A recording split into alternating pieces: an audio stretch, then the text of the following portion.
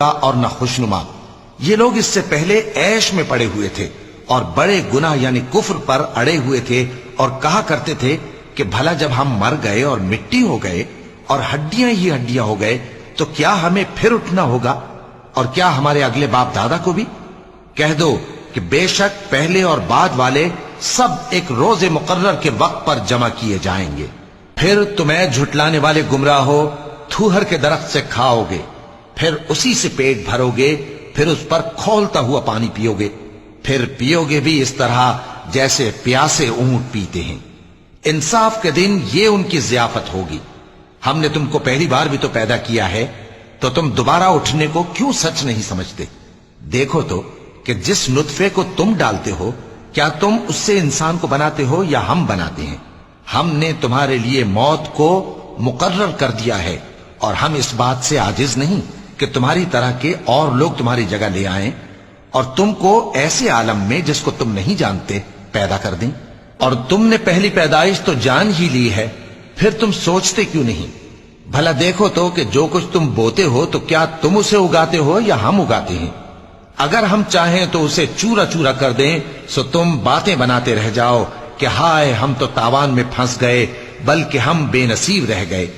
بھلا دیکھو تو کہ جو پانی تم پیتے ہو کیا تم نے اس کو بادل سے نازل کیا ہے یا ہم نازل کرتے ہیں؟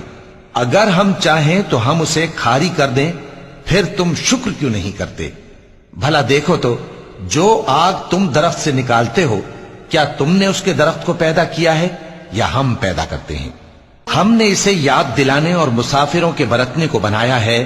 تو اے پیغمبر صلی اللہ علیہ وآلہ وسلم تم اپنے پروردگار عظیم کے نام کی تسبیح کرو سو ہمیں تاروں کی منزلوں کی قسم، اور اگر تم سمجھو تو یہ بڑی قسم ہے کہ یہ بڑے رتبے کا قرآن ہے جو کتاب محفوظ میں لکھا ہوا ہے. اس کو وہی ہاتھ لگاتے ہیں جو پاک ہیں. یہ رب العالمین کی طرف سے اتارا گیا ہے. کیا تم اس کلام کے ماننے میں دیر کرتے ہو اور اپنا وظیفہ یہ بناتے ہو کہ اسے جھٹلاتے رہتے ہو؟